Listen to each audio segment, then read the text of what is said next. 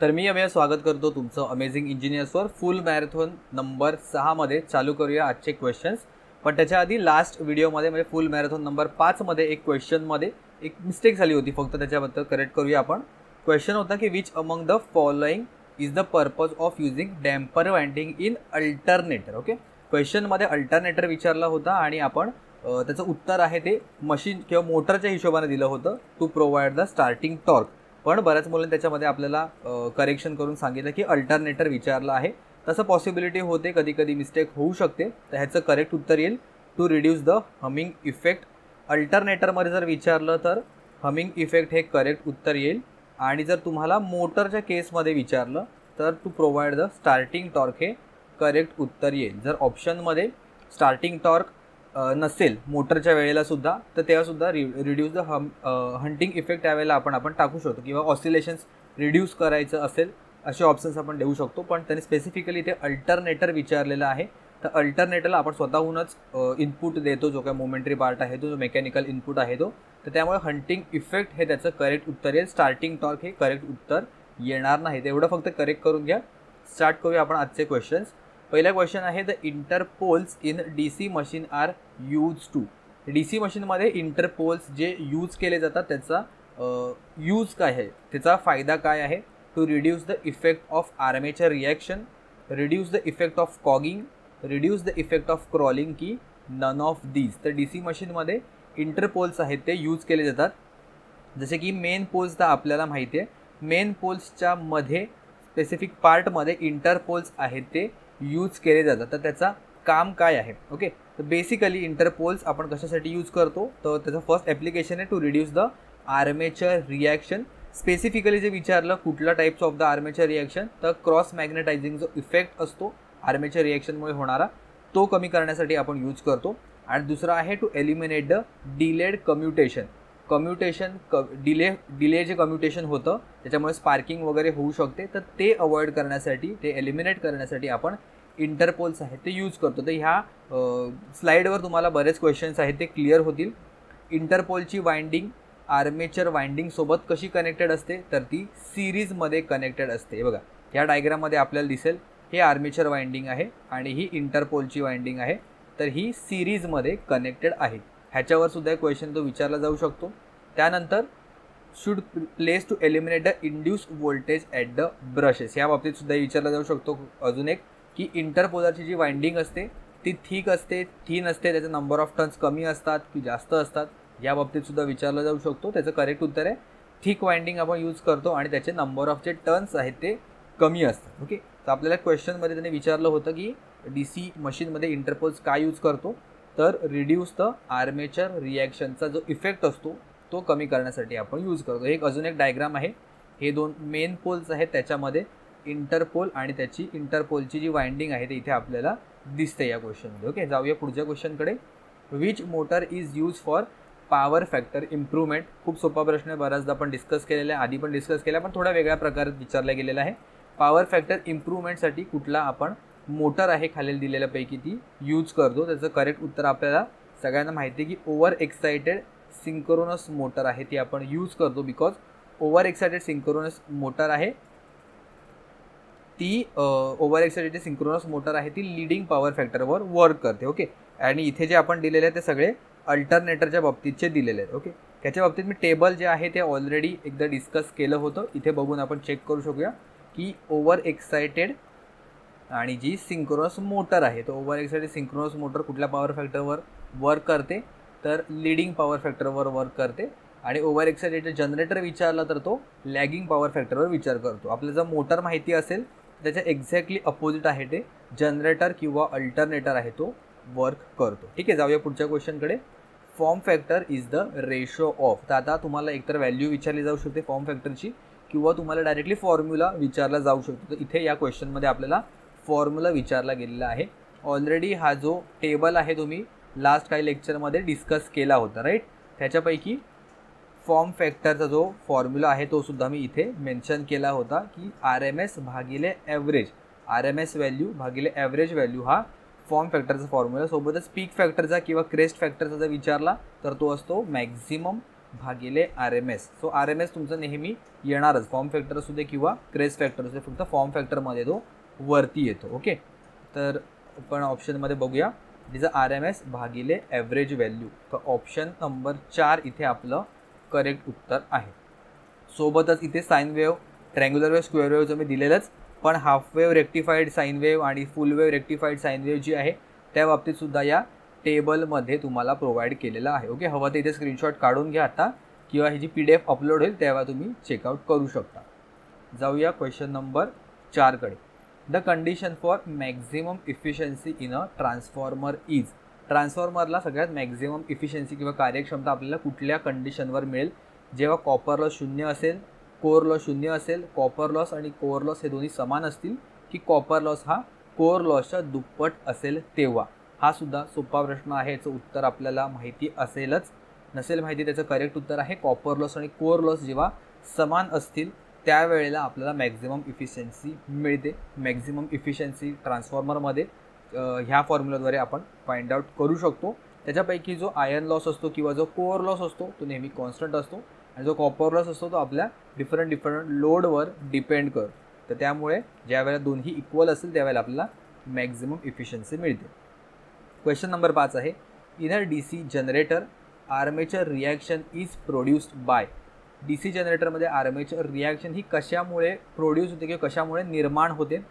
Field or armature current, म्हणजे field किंवा armature करंटमुळे, फील्ड आणि आर्मेचर करंटमुळे, दोघांमुळे होते का?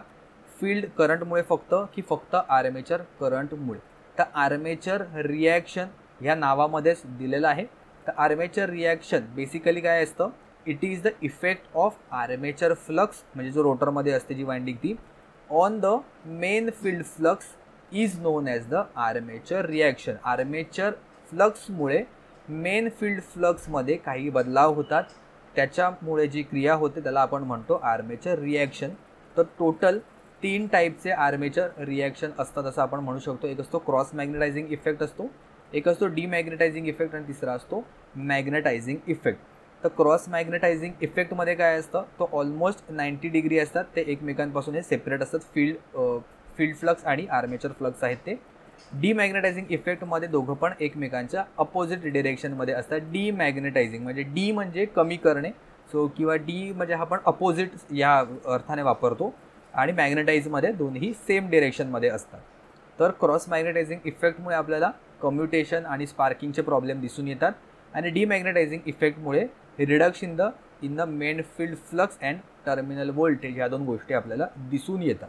तर आर्मेचर रिॲक्शन आपल्याला दोन्ही ठिकाणी दिसून येतं, जनरेटरमध्ये सुद्धा दिसतं आणि मोटरमध्ये सुद्धा दिसतं. हे आपण ॲडिशनल इन्फॉर्मेशन डिस्कस करतोय. तर जनरेटरच्या केसमध्ये आपल्याला काय दिसून येतं? आर्मेचर रिॲक्शनमुळे टर्मिनल व्होल्टेज आहे ते कमी होतं, बिकॉज जनरेटरचा आउटपुट काय असतो? तर जनरेटरचा आउटपुट आहे व्होल्टेज देणं. तर त्याचा आउटपुट आर्मेचर रिॲक्शन नेहमी कमी करतो. म्हणजे जनरेटरचा आउटपुट जसा व्होल्टेज आहे तर ह्याचा व्होल्टेज कमी करतो जनरेटरमध्ये, आणि मोटरचा आउटपुट काय असतं? तर मोटरचं रोटेशन जे काय असतं ते, म्हणजे आपण त्याला इन शॉर्ट टॉर्क म्हणू शकतो.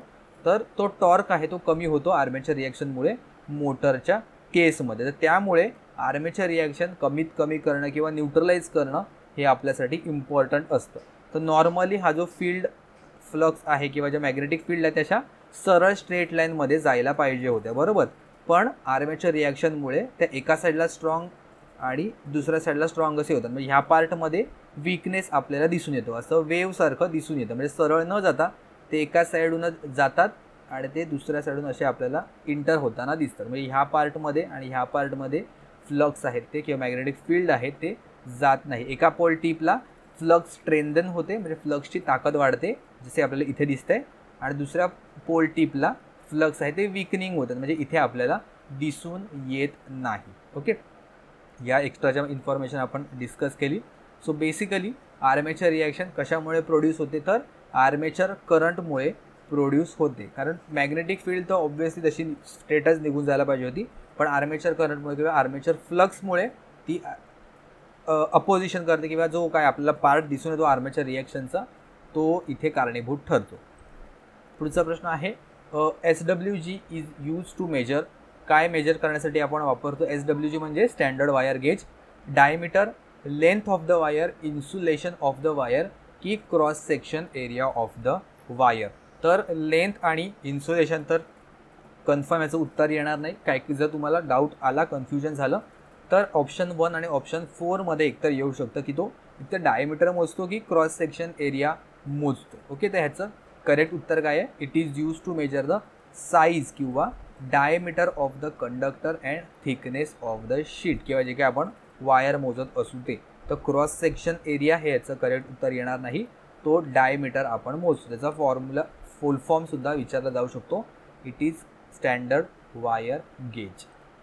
पुढचा प्रश्न आहे ELCB is use to protect the circuit from dash. कशापासून आपण वापरतो?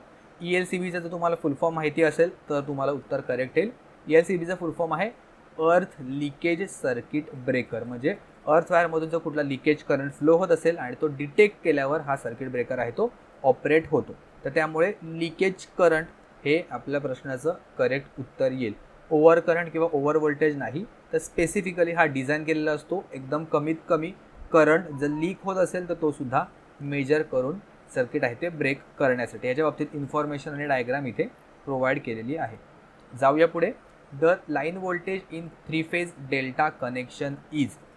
डेल्टा कनेक्शन आणि स्टार कनेक्शनमध्ये व्होल्टेज कसं असतं, करंट कसा असतो, या सगळ्या गोष्टी आपल्याला माहिती पाहिजेत. नसेल माहिती तर मी इथे डायग्राममध्ये प्रोव्हाइड केलेलं आहे. तर डेल्टा कनेक्शनमध्ये जे लाईन व्होल्टेज आहे आणि फेज व्होल्टेज आहे ते समान असतं. हे बघा, लाईन व्होल्टेज म्हणजे ह्या 2 टर्मिनलमधलं आणि फेज व्होल्टेज म्हणजे या वाइंडिंगच्या अक्रॉसचं. तर हे जर व्होल्टेज तुम्ही पकडलं आणि ह्याच्या अक्रॉस जरी व्होल्टेज पकडलं तरी सेमच आपल्याला दिसून येतं. आणि स्टारच्या कनेक्शनमध्ये काय असतं, जो लाईनचा करंट असतो आणि फेजचा करंट असतो तो इक्वल असतो. ठीक आहे, या दोन्ही गोष्टी आणि कुठे √3 टाइम्स असतो करंट आणि कुठे व्होल्टेज जास्त असतो, या सगळ्या गोष्टी डायग्राममध्ये आपण बघून घेऊया. आधीसुद्धा डिस्कस केलेलं आहे. सो क्वेश्चन काय आहे?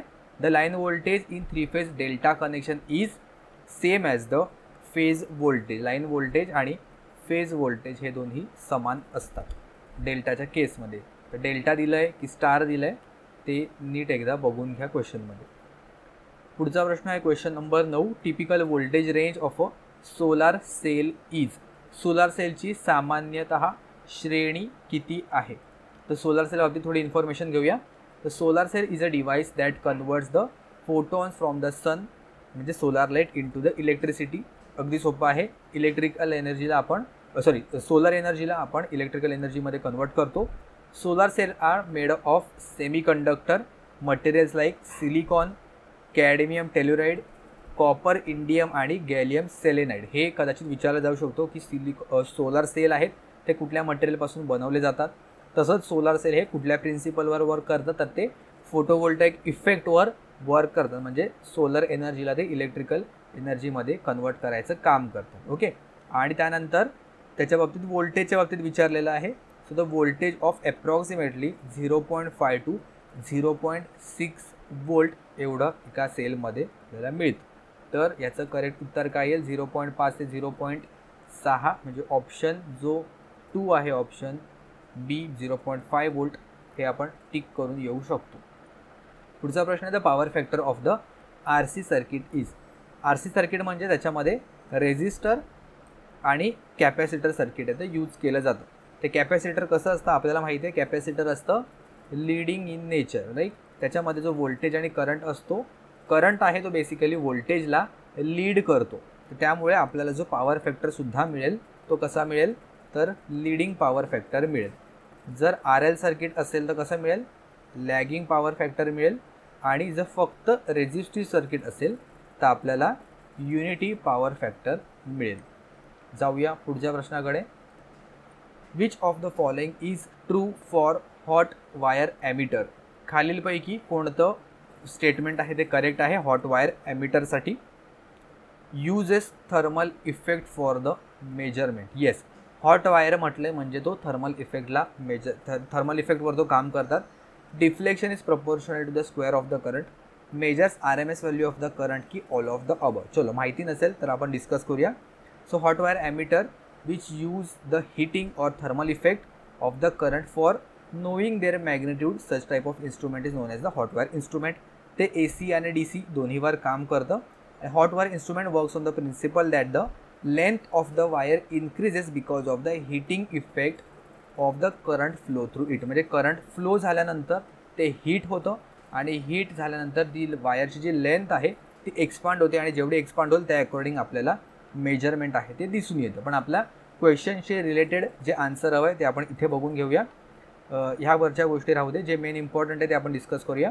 दिस expression is directly proportional to the heating effect of the current and hence directly proportional to the square of the RMS value of the current, म्हणजे RMS व्हॅल्यू ऑफ द करंटचा square प्रमाणात त्याचं करंटचा जर square केला तर त्याच्या directly proportional म्हणजे समप्रमाणात मध्ये आपल्याला मिळतं. And therefore the meter can be calibrated to read the RMS value of the current. याचा अर्थ deflection is proportional to the square of the current, yes. आणि RMS व्हॅल्यू मेजर करतं का तो, तर येस. आणि थर्मल इफेक्टवर पण काम करतं. याचा अर्थ ऑल ऑफ द अभव आपलं करेक्ट उत्तर येईल. तिन्ही स्टेटमेंट करेक्ट आहेत. Current transformer is employed for, okay सोपा क्वेश्चन आहे, स्वतःहून उत्तर दे आणि पुढच्या क्वेश्चनकडे डायरेक्टली जाऊया आपण. करंट ट्रान्सफॉर्मर काय करतं, changing current in distribution line, current change करायचं काम करत नाही.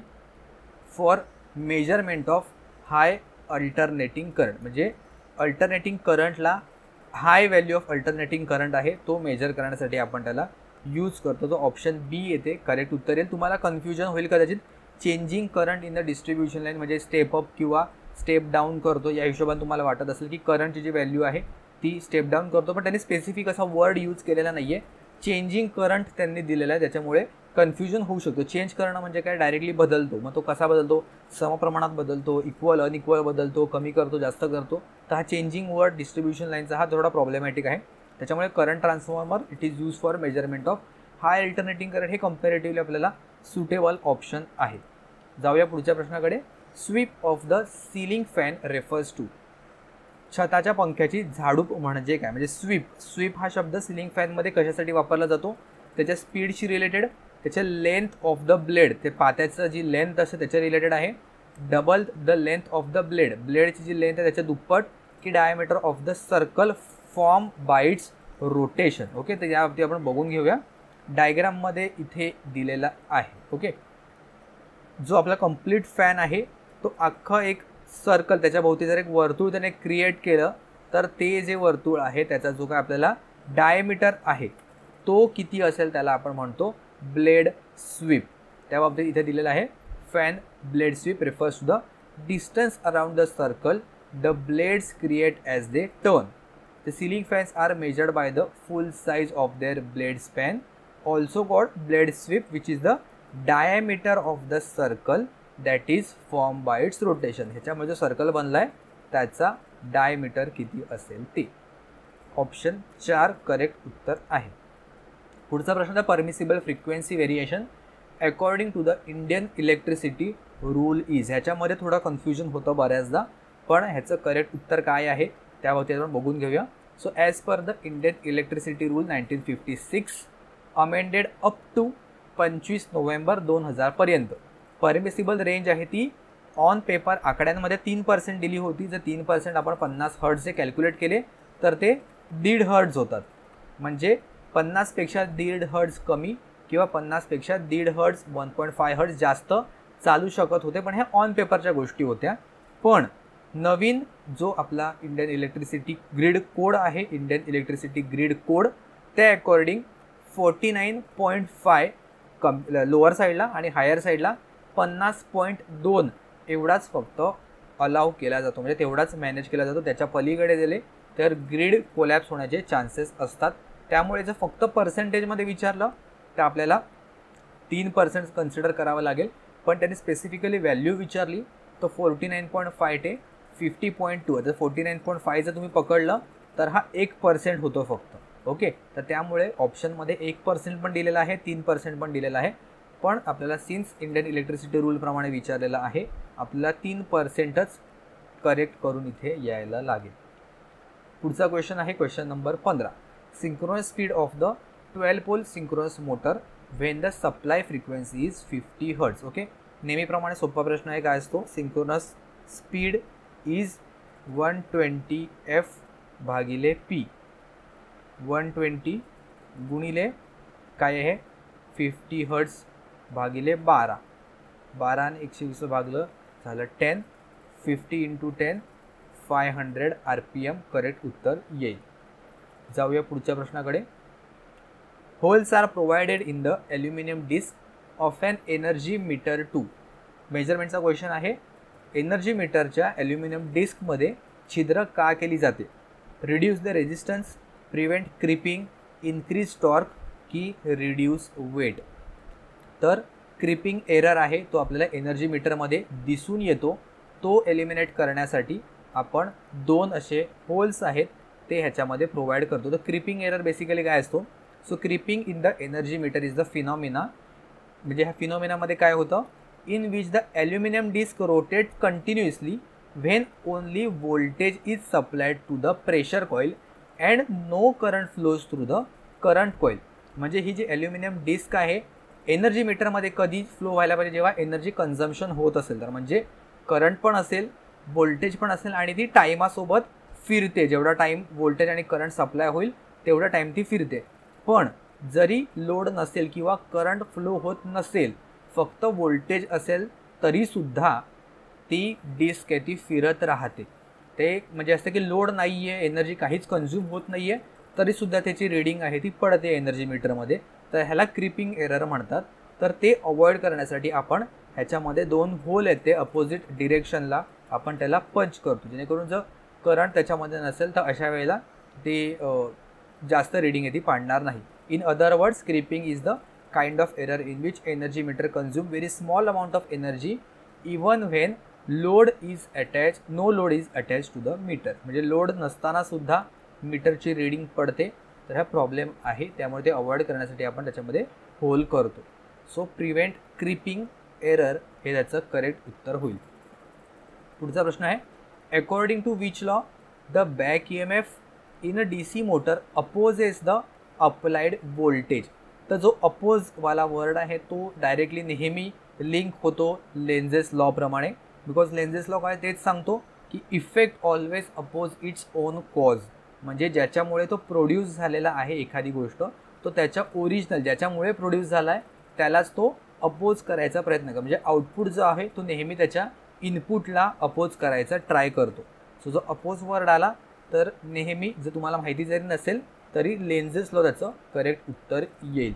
लेन्झेस लॉच्या बाबतीत इथे मेन्शन केलेलं आहे. And induce current always flow in a direction such that it opposes the change which produce it. Okay, तर लेन्झेस लॉवर हे काम केलं जातं. पुढचा प्रश्न आहे. An ideal transformer has 2000 turns on its primary and 200 turns on its secondary. The driving voltage in the primary side is 100 volt and 5 ohm resistor is connected to the secondary. Calculate the secondary current. Okay, video एकदा pause करा. मी उत्तर द्यायच्या आधी स्वतःहून try करा ह्याचं correct उत्तर काय असू शकतं. ते सोपा प्रश्न आहे, उत्तर तुम्हाला येईल. An ideal transformer has 2000 turns in primary and 200 turns in the secondary. तर डायग्राम काढून घेऊया. प्रायमरी साईडला जो टर्न्स आहेत ते दिलेले आहेत 2000 आणि सेकंडरी साईडला ट्रान्सफॉर्मरच्या जे टर्न्स दिलेले आहेत ते आहेत 200 टर्न्स. म्हणजे याचा अर्थ प्रायमरी साईडला जेवढं आपण व्होल्टेज देऊ ना त्याच्या 10 पट कमी व्होल्टेज आपल्याला सेकंडरी साईडला मिळेल. याचा अर्थ असा अजिबात होत नाही की प्रायमरी साईडला आपण 2000 वोल्टच दिलेला आहे. इकडे मी किती पण व्होल्टेज देऊ शकतो. इकडे मी 10 वोल्ट देऊ शकतो, इकडे मी 1 वोल्ट देऊ शकतो. 100, 200, 10,000, 1,00,000 किती पण मी व्होल्टेज इथे प्रोव्हाइड करू शकतो.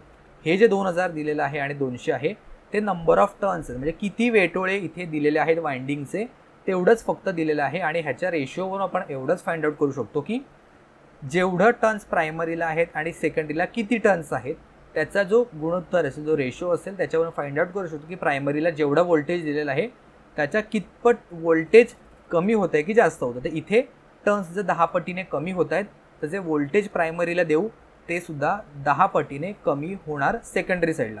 तर प्रायमरीला किती व्होल्टेज दिलं आहे त्यांनी? 100 वोल्ट दिलेलं आहे. Driving voltage in the primary side is 100 volt. इथे जर 100 वोल्ट अप्लाय केलं तर त्याच्या 10 पट कमी व्होल्टेज आपल्याला सेकंडरी साईडला मिळेल. तर 100च्या 10 पट कमी म्हणजे 100 भागिले 10 म्हणजे आपल्याला सेकंडरीला किती व्होल्टेज मिळेल इथे? तर 10 वोल्ट मिळेल. ओके. आणि पुढे त्यांनी विचारलेलं आहे a 5 ohm resistor is connected to secondary साईडला त्यांनी एक 5 ओमचा रेजिस्टर कनेक्ट केलेला आहे.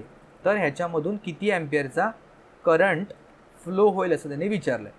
तर या रेजिस्टरच्या अक्रॉस व्होल्टेज किती आहे, डायरेक्टली हे 10च्या 10 वोल्ट या रेजिस्टरचे अक्रॉस येईल.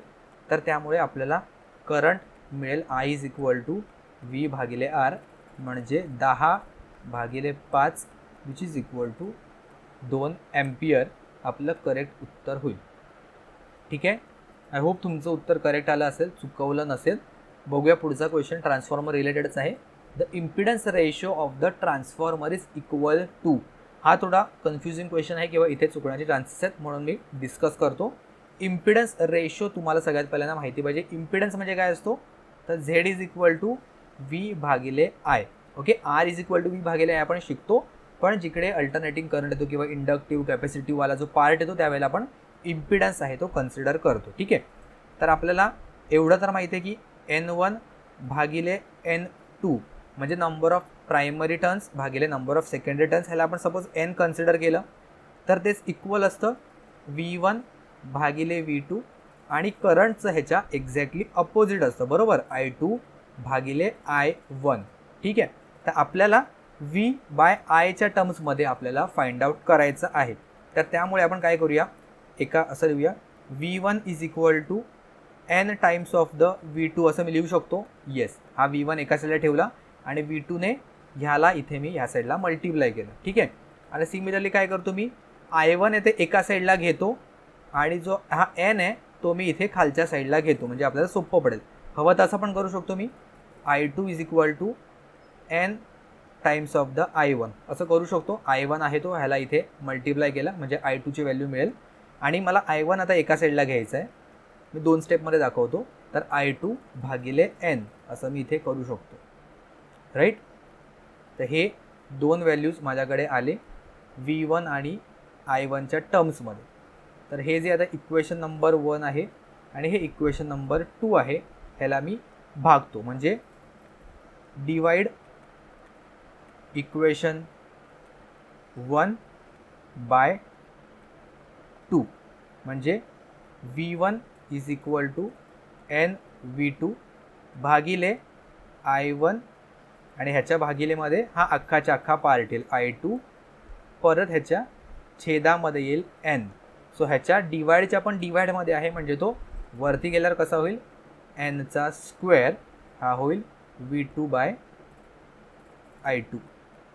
तर ह्याला मी असं लिहू शकतो V1/I1 is equal to Z1 is equal to N² भागिले Z2 आणि आता Z1 / Z2 एका साईडला घेतलं इज इक्वल टू झालं Nचा स्क्वेअर. तर हा झाला आपला इम्पिडन्सचा रेशो. ओके. तर व्होल्टेजच्या बाबतीत आपण बघितलेलं होतं, हा जो व्होल्टेज आहे V1/V2 हा N आहे आणि Z1 हा बाय Z2 हा काय आहे N² आहे. So the impedance ratio of the transformer हा काय आहे, it is the square of the transformer ratio. त्यामुळे ऑप्शन जो 2 आहे तो आपल्या इथे करेक्ट होईल. जो ट्रान्सफॉर्मर रेशो काय असतो, इट इज टर्न्स रेशो ज्याला म्हणतो. ट्रान्सफॉर्मेशन विचारलेलं नाही आहे, ट्रान्सफॉर्मर रेशो विचारलेला आहे. तर N1/N2 is equal to N. Okay. तर त्यामुळे इम्पिडन्सचा जो रेशो विचारला तर तो N² येईल आपला, म्हणजे स्क्वेअर प्रमाणामध्ये असतो. ठीक आहे. थोडा टफ होता क्वेश्चन. अशा टाईपचे जर क्वेश्चन आले माहिती नसेल, चुकीचे उत्तर टिक करण्यापेक्षा सरळ स्किप करून येऊ शकता अशा वेळेला. Which of the device is a single excited magnetic field system. Single excited म्हणजे फक्त एकच एक्साइटेशन सिस्टीम असेल. DC shunt motor, DC series motor, synchronous motor की रिले. तर singly excited magnetic system is the one which has only one source of excitation. ज्याच्यामध्ये फक्त एकच source of excitation असेल. त्याचे एक्झाम्पल आहेत इलेक्ट्रोमॅग्नेटिक रिले असेल, मुव्हिंग आयर्न इन्स्ट्रुमेंट असेल, रिलक्टन्स मोटर असतील, अशा टाईपचे जे आहे. तर रिलेमध्ये काय असतं, एक रिले कॉईल असते. जेव्हा ही कॉईलला एक्साइटेशन मिळेल किंवा ह्याला जेव्हा सप्लाय मिळेल त्यावेळेला जो आपलं क्लोज स्विच असतो, नॉर्मली क्लोज असतो, तो ओपन जात होतो किंवा तो दुसऱ्या साईडला शिफ्ट होतो. या डायग्राममध्ये आपण बघू शकतो ही कंट्रोल कॉईल आहे. तर जेव्हा हा कंट्रोल स्विच बंद होईल तेव्हा ह्याला सप्लाय प्रोव्हाइड होईल आणि ही जी कॉईल आहे ते एक्साइट झाल्यानंतर जो काय सप्लाय आहे तो नॉर्मली क्लोजवरून तो ओपनवर जातो किंवा जो रिले आहे तो ऑपरेट झाला असं आपण म्हणू शकतो. तर त्यामुळे मॅग्नेटिक किंवा इलेक्ट्रोमॅग्नेटिक रिले आपलं करेक्ट उत्तर होईल इथे. पुढचा प्रश्न आहे triplex wave winding will have dash पॅरल पाथ्स. ट्रिप्लेक्स वेव्ह वाइंडिंगमध्ये किती पॅरल असतात? जर फक्त वेव्ह वाइंडिंग आहे तर त्याच्यामध्ये आपल्याला माहिती आहे ए इज इक्वल टू किती असतात? 2 पॅरल पाथ असतात. लॅपमध्ये कसं असतं? लॅप वाइंडिंगमध्ये A is equal to P असतं, बरोबर. लॅपमध्ये वर्डच आहे A is equal to P, पण वेव्हमध्ये ए इज इक्वल टू 2 असतं. तर हे असतं सिम्प्लेक्स वाइंडिंगसाठी. जर काय स्पेसिफिकली मेन्शन नसेल केलं तर सिम्प्लेक्स वाइंडिंगच कन्सिडर करतो. जर डुप्लेक्स वाइंडिंग असेल, म्हणजे डुप्लेक्स म्हणजे बेसिकली डबल, तर जर नंबर ऑफ पॅरल पाथ्स आहेत ते आपण कन्सिडर करतो 4, म्हणजे त्याच्यात डबल. आणि जर ट्रिप्लेक्स असेल, ट्रिप्लेक्स वाइंडिंग म्हणजे ट्रिपल, तर जर ए आहे त्याचं उत्तर येईल 6. त्यामुळे ऑप्शन 3 जो आहे, म्हणजे ऑप्शन 3 म्हणजे 6 हे याचं करेक्ट उत्तर येईल. या बाबतीत इथे मेन्शन केलेलं आहे. सिम्प्लेक्स वाइंडिंग असेल ते ऑलवेज 2 असते पॅरल पाथ्स, आणि फॉर मल्टिप्लेक्स वेव्ह वाइंडिंग म्हणजे डुप्लेक्स असेल किंवा ट्रिप्लेक्स असेल तर त्याची व्हॅल्यू आपण 2m या फॉर्म्युला काढू शकतो. m is equal to 1 for simplex, m is equal to 2 for duplex, m is equal to 3 for triplex. तसं क्वाड्राप्लेक्स जर म्हणाले तर त्याच्यामध्ये 2 गुणिले 4 इज इक्वल टू 8 पॅरल पाथ असं आपण कन्सिडर करू शकतो. Question number 22. The open circuit characteristics of the DC generator is also called as its dash characteristics. DC जनरेटरची जी ओपन सर्किट कॅरेक्टरिस्टिक्स याला काय म्हटलं जातं? Magnetic characteristics, internal characteristics, external characteristics की नन ऑफ दीज. तर जी ओपन सर्किट कॅरेक्टरिस्टिक्स आहे DC जनरेटरची त्याच्यावरती ते लिहिलेलं आहे it is also known as magnetic characteristics और नो लोड सॅच्युरेशन कॅरेक्टरिस्टिक्स. हे कशाच्या अगेन्स्ट आपण प्लॉट करतो?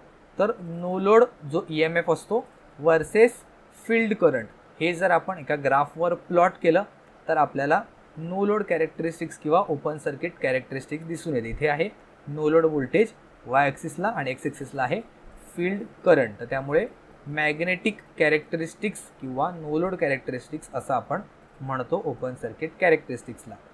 पुढचं आहे question 22. Scott connection of the transformer is also known as. Alternate नावच तुम्हाला विचारलेत बरेच क्वेश्चनमध्ये. ह्याच्यात स्कॉट कनेक्शनला आपण कुठलं कनेक्शन म्हणतो? तर TT कनेक्शन असं सुद्धा आपण म्हणतो. स्कॉट कनेक्शन काय असतो? तर बेसिकली स्कॉट कनेक्शनमध्ये 3 फेज सिस्टीम सप्लाय असेल त्याला आपण 2 फेजमध्ये कन्वर्ट करतो किंवा वाईस वर्सा. जर 2 फेज सिस्टीम आपल्याकडे असेल तर त्याला आपण 3 फेजमध्ये कन्वर्ट करतो. ह्याच्यामध्ये तुम्हाला जो ट्रान्सफॉर्मरची जी वाइंडिंग असते ती किती प्रमाणात असते, मेन ट्रान्सफॉर्मर असेल किंवा जो ऑक्झिलरी ट्रान्सफॉर्मर असेल त्याच्या वाइंडिंगच्या बाबतीत एकदा वाचून घ्या, तुम्हाला गोष्टी क्लिअर होतील. VV ट्रान्सफॉर्मर असतो तो आपण कशासाठी म्हणतो किंवा कुठल्या ट्रान्सफॉर्मरच्या कनेक्शनना म्हणतो, हा तुमचा आहे आजचा होमवर्कचा क्वेश्चन. ओके, मी सेपरेट क्वेश्चन घेतला नाही आहे, मला ह्याच्यातच कव्हर करायचा होता म्हणून. तर VV ट्रान्सफॉर्मरचं जे कनेक्शन आहे ते कुठल्या ट्रान्सफॉर्मरच्या कनेक्शनला म्हणतो ह्याचं उत्तर मला कमेंटमध्ये सांगा. Question number 24. Which of the following is the strongest diamagnetic material. कधी कधी तुम्हाला फॅक्च्युअल डेटावर सुद्धा डायरेक्टली क्वेश्चन विचारला जाऊ शकतो, त्याचं उत्तर मे बी तुम्हाला माहिती नसेल, पण आता क्वेश्चन आला तर आपण डिस्कस करूया. ग्रॅफाईट, क्वार्ट्ज, मर्क्युरी की ग्लास. अशा वेळेला बेस्ट ऑप्शन राहतो की आपण ऑप्शन एलिमिनेशन थ्रू जाऊ शकतो. इथे त्यांनी विचारलं डायमॅग्नेटिक मटेरियल. डायमॅग्नेटिक म्हणजे त्याच्यातून मॅग्नेटिक फील्ड इझिली पास होत नाही असे मटेरियल. पण जर तुम्ही ते बघितलं तर चारीचे मटेरियल आहेत ते डायमॅग्नेटिक मटेरियल आहे. तर त्यामुळे ऑप्शन एलिमिनेशन ह्याच्यातून करू शकत नाही. आपल्याला स्ट्रॉंगेस्ट आहे तो डायरेक्टली माहितीच असायला पाहिजे. तर जे गिवन 4 ऑप्शन दिलेले आहेत त्याच्यापैकी ग्रॅफाईट हा आपण स्ट्रॉंगेस्ट आहे असं आपण म्हणू शकतो. तर नेक्स्ट क्वेश्चन आहे degaussing is the process of elimination of remnant magnetic field. म्हणजे जी काय मॅग्नेटिक फील्ड जमा झाली असेल, रिमेनिंग मॅग्नेटिक फील्ड असेल ती रिमूव्ह करणं. रिमॅग्नेटायझिंग द मेटॅलिक पार्ट, म्हणजे रिमॅग्नेटाइज म्हणजे म्हणजे पुन्हा मॅग्नेटाइज करणे मेटॅलिक पार्टला. Removing the non magnetic impurities from the magnetic material की removing the trap gas from the magnetic material. Trap gas remove करणं मॅग्नेटिक मटेरियल हे तर करेक्ट उत्तर येणार नाहीच. ह्याचं करेक्ट उत्तर काय आहे ते बघून घेऊया. So degaussing is the process of decreasing or eliminating the remnant magnetic field. म्हणजे मॅग्नेटिक फील्ड जी स्टोअर झालेली असते, जसं हिस्टेरिसिस लॉसमध्ये आपण बघितलेलं असतं की मॅग्नेटिक फील्ड आहे ती काही प्रमाणात स्टोअर झालेली असते. जरी आपण करंट झिरो केला किंवा त्याच्यातली मॅग्नेटिक पॉवर काढून टाकायचा जरी प्रयत्न केला तरीसुद्धा some amount of magnetic field remains in the metallic part. तर त्यामुळे ते सुद्धा एलिमिनेट करण्यासाठी आपण कधी कधी अपोजिट डायरेक्शनमध्ये मॅग्नेटिक फील्ड अप्लाय करतो, जेणेकरून जी स्टोअर्ड मॅग्नेटिक फील्ड आहे ती झिरोवर येऊ शकते. तर त्या प्रोसेसलाच आपण डिमॅग्नेटायझिंग किंवा डिगॉसिंग असं आपण म्हणतो. त्याच्यामध्ये removing non magnetic impurities from the magnetic material हा जो ऑप्शन होता त्या प्रोसेसला मॅग्नेटिक सेपरेशन असं म्हटलं जातं. तर त्यामुळे आपला करेक्ट उत्तर इथे येईल degaussing is the process of elimination of the remnant magnetic field. Okay, तर आपले 25 क्वेश्चन आजच्या लेक्चरचे कंप्लीट झालेले आहेत. व्हिडिओ आवडले असेल, व्हिडिओ नवीन वाटली असेल, क्वेश्चन्स नवीन वाटले असतील तर व्हिडिओला नक्की लाईक करा, जेणेकरून मॅक्झिमम स्टुडंटपर्यंत ही व्हिडिओ शेअर होईल. तुमचे स्कोअर 25 पैकी किती होत आहे मला कमेंट्समध्ये नक्की सांगा. आणि जरी यातले क्वेश्चन्स तुम्हाला काही जमले नसेल, जसे स्टॅटिक क्वेश्चन जे होते इन्फॉर्मेशन रिलेटेड कदाचित माहिती नसतील तुम्हाला, पॉसिबिलिटी आहे की एक्झाममध्ये सुद्धा तसे क्वेश्चन्स माहिती नसतील, तर जेव्हा टेन्शन घेऊ नका. डायरेक्टली क्वेश्चन्स आहेत ते स्किप करा. पण जेवढे सोपे आहेत तेवढे क्वेश्चन फक्त अटेम्प्ट करा. उगाच चुकीचे अटेम्प्ट करून माहिती नसलेले क्वेश्चन रॉंग टिक करून तुमचे निगेटिव्हमध्ये मार्क घालवू नका. जे काय मार्क कमवले ते सुद्धा तुम्ही घालवू नका. ठीक आहे, तर ह्या व्हिडिओची जी PDF वगैरे आहे ते आपल्या अवेलेबल होईल आपल्या ॲपवर अमेझिंग इंजिनियर्सच्या. जे मुलं नवीन आहेत त्यांच्यासाठी डायरेक्टली तुम्ही प्लेस्टोरवर गेला तर सेम नाव अमेझिंग इंजिनियर्स सर्च केल्यानंतर तुम्हाला आपला ॲप आहे ते दिसून येईल. लॉग इन केल्यानंतर तिकडे आतमध्ये फ्री मटेरियलचा टॅब आहे लेफ्ट साईडला, इथे 3 लाईन्स असतील. त्याच्यावर गेल्यानंतर असिस्टंट टेक्निशियनच्या नोट्स आहेत ते मी अपलोड केलेले आहेत. तर ह्या लेक्चरमध्ये जर तुमचे काही डाऊट्स असतील तर खाली मला कमेंट्समध्ये सांगा. आणि अजून कुठल्या टॉपिकवर तुम्हाला क्वेश्चन्स हवे असेल ते सुद्धा नक्की मेन्शन करा. ठीक आहे, तर आजच्या व्हिडिओमध्ये एवढंच. भेटूया आपण पुढच्या व्हिडिओमध्ये कोणत्या नवीन टॉपिकसोबत.